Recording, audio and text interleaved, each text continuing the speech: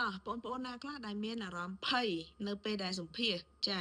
ហើយពេលដែលភ័យហើយគឺឆ្លើយសំណួរអត់បានល្អទេសួស្តីខ្ញុំសុខៀងហើយខ្ញុំជាអ្នកឯកទេសជ្រើសរើសបុគ្គលិក10ជាងឆ្នាំហើយ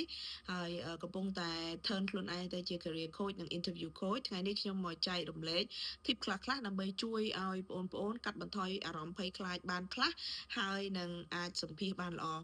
បើថាកាត់មកបន្ថយ 100% កុំឲ្យភ័យមកអត់មានទេចាគឺត្រូវតែភ័យខ្លះអខ្លះកុំឲ្យភ័យខ្លាំងពេករហូតដល់យើងឆ្លើយសំណួរអត់ចេញចាអញ្ចឹង tip ទី1 prepare and practice ចា prepare and practice ហ្នឹងគឺផ្ដោតទៅលើការស្វែងរកព័ត៌មានមួយចំនួនទាក់ទងជាមួយនឹងក្រុមហ៊ុនឬមួយក៏អង្គការដែលយើងបានដាក់ទៅ mission vision ហើយនិងសកម្មភាពប្រចាំឆ្នាំប្រចាំខែរបស់កន្លែងដែលយើងដាក់ទៅក្រុមហ៊ុនអង្គការដែលយើងដាក់ទៅហ្នឹងណាការធ្វើបែបនេះយើងទទួលបានព័ត៌មានពីក្រុមហ៊ុននិងអង្គការហ្នឹងបានច្រើនធ្វើឲ្យយើងមានផ្នត់គំនិតក្នុងការទៅជែកនៅពេលដែលសម្ភាសហើយពេលដែលយើងសម្ភាសយើងអាចនិយាយអំពីកន្លែងគេបានច្រើនបញ្ជាក់ប្រាប់ថាយើងជាមនុស្សម្នាក់ដែលចង់ធ្វើការកន្លែងគេចាអាហ្នឹងគឺជាការបង្ហាញនៅចំណុចវិជ្ជមានមួយដែរ practice ចង់ឲ្យបងកុំអាចគិតតែនៅក្នុងអារម្មណ៍ចាមើលសំណួរមួយចំនួនដែលគេនឹងអាចសួរចាសំណួរទូទៅដែលគេនឹងអាចសួររៀនឆ្លើយខ្លួនឯងនៅមុខកញ្ចក់ដើម្បីវឹកហាត់ខួរក្បាលវឹកហាត់មាត់របស់យើងហ្នឹងពេលដែលយើងនិយាយកាន់តែច្រើនអាភាពរលូនរបស់យើងហ្នឹងគឺកាន់តែល្អទំនុកចិត្តរបស់យើងហ្នឹងកាន់តែមានចាសំណួរជាច្រើនគេអាចនឹងសួរនៅក្នុង interview ចា please introduce yourself, what is your weakness, what is your strength, why you want to leave your current job, why you want to work with us ចាសំណួរទាំងអស់ហ្នឹងគឺទូទៅហ្មងទៅដល់កន្លែងណាគឺគេតែងតែសួរសំណួរហ្នឹង 3-4 សំណួរហ្នឹងគឺអត់ផុតទេអញ្ចឹងសំណួរបែបហ្នឹងយើងគិតថាសាមញ្ញប៉ុន្តែធ្វើមិនឆ្លើយឲ្យបានល្អចាទី2បដូរផ្នត់គំនិតចាជាទូទៅបេក្ខជនពេលដែលគាត់ទៅសម្ភាសគាត់តែងតែមានអារម្មណ៍ថាទៅនោះគឺទៅឲ្យគេមើលខ្លួនចាឲ្យគេសម្រេចចិត្តអញ្ចឹងបងអូនទៅបដូរផ្នត់គំនិតមកវិញថាពេលដែលយើងទៅសម្ភាសហ្នឹងគឺវាជាដំណើរការនៃការសម្ភាស2នាក់គេក៏មើលយើងក៏មើលគេចាដូចយើងទៅ dating អញ្ចឹងហ្នឹងហើយខាងប្រុសក៏មើលយើងខាងយើងនេះក៏យើងមើលខាងគេដែរបើគេអូខេមើលទៅស័ក្តិសមជាមួយនឹង criteria របស់យើងទទួលយកគេដែរអញ្ចឹងទៅសម្ភាសនៅក្រុមហ៊ុនដូចគ្នាมันប្រកាសថាក្រុមហ៊ុនទទួលយកយើងឃើញយើងល្អទទួលយកយើងហើយយើងមើលទៅអត់ល្អយើងត្រូវទៅយកអត់ទេអញ្ចឹងគឺយើងមាន condition របស់យើងមាន standard របស់យើងដែលយើងជ្រើសរើសក្រុមហ៊ុនណាដែលត្រូវជាមួយនឹង concept ត្រូវជាមួយនឹង value របស់យើងដែរជួនកាលយើងមុនដែលយើងទៅសម្ភាសយើងគិតថាក្រុមហ៊ុនហ្នឹងល្អពេលទៅដល់និយាយគ្នា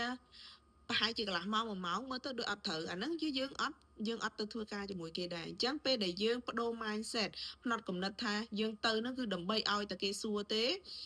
បដូរអាហ្នឹងមកវិញថាយើងទៅហ្នឹងគឺទៅមើលក្រុមហ៊ុនដែរថាក្រុមហ៊ុនហ្នឹងល្អអត់បើល្អបានខ្ញុំធ្វើការអញ្ចឹងកាលណាយើងបដូរផ្នត់គំនិតបែបហ្នឹង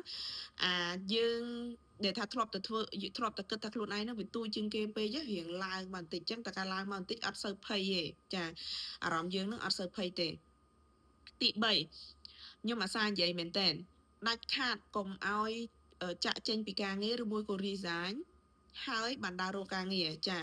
ព្រោះតែពេលណាមនុស្សអត់ការងារហើយគឺ frustrated ហើយខ្លាចអត់បានការងារអញ្ចឹងចេះតែទៅសម្ភាសទៅកន្លែងណាក៏ចេះតែទៅជំរើសគេឲ្យមិនក៏ចេះតែទទួលចា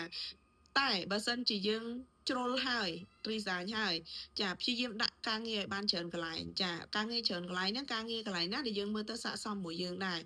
តែកាលណាយើងមានការងារ 3-4 option ឲ្យយើងគឺយើងអត់សូវគេហៅថាផ្ដោតទៅលើតែមួយកន្លែងទេមានន័យថាបើកន្លែងហ្នឹងជាប់បើកន្លែងហ្នឹងអត់ជាប់យើងមានកន្លែងនេះមួយទៀតអញ្ចឹងអារម្មណ៍យើងមានគេហៅថាអាងមួយកន្លែងទៀតយើងអត់សូវផ្ដោតទៅមួយកន្លែងគឺយើងអត់សូវភ័យខ្លាំងពេកទេទី1ទៀតដល់ថ្ងៃសម្ភាសហ្មងចាហាមទន្ទិញមេរៀនហាមមើលរបៀបក្នុងការសម្ភាសអីវាដល់ថ្ងៃហើយចាអញ្ចឹងតើកាលណាយើងរត់តែទន្ទិញរត់តែភ័យរត់តែភ្លេចចាអញ្ចឹងទៅដល់កន្លែងសម្ភាសធ្វើម៉េចឲ្យទៅដល់មុនម៉ោងចារៀបចំអាកប្បកិរិយារបស់យើងឲ្យស្រួលបួលហើយយើងព្យាយាម connect ជាមួយនឹងអ្នកដែលនៅនឹងកន្លែងធ្វើការចាដូចជាមាន receptionist ឬមួយបងសន្តិសុខឬមួយក៏បង cleaner អីព្យាយាមនិយាយជាមួយអ្នកនៅនឹងឲ្យបន្ស៊ាំខ្លួនយើងឲ្យមានអារម្មណ៍ថាយើងគេហៅថា feeling comfortable ជាមួយនឹងកន្លែងហ្នឹងអញ្ចឹងតើកាលណាយើងមានអារម្មណ៍ត្រជាក់ខ្លួនយើងមានអារម្មណ៍ស្រណុកខ្លួនសនុកចិត្តយើងអត់សូវភ័យទេចាពេលដែលយើងទៅកន្លែងណាមួយរៀងថ្មីប្លែកកន្លែងយើងតែងតែភ័យឯតែបើសិនជាយើងព្យាយាមគេហៅថាធ្វើឲ្យខ្លួនឯងនឹងមានអារម្មណ៍រៀង ដូចថាស្គាល់គេនៅកន្លែងហ្នឹងហ្មងចាចាប់ផ្ដើមនិយាយជាមួយគេសួរគេពីនេះពីនោះហើយយើងចាប់ផ្ដើមលេងភ័យហើយដល់ម៉ោងសម្ភាសពឹបអារម្មណ៍យើងគឺរៀងខាមជាងមុនអញ្ចឹងពេលដែលសម្ភាសគឺយើងនឹងធ្វើបានល្អបានច្រើនចាអញ្ចឹងដើម្បីទទួលបាន tip ផ្សេងទៀតអាចជួយ follow បានអរគុណ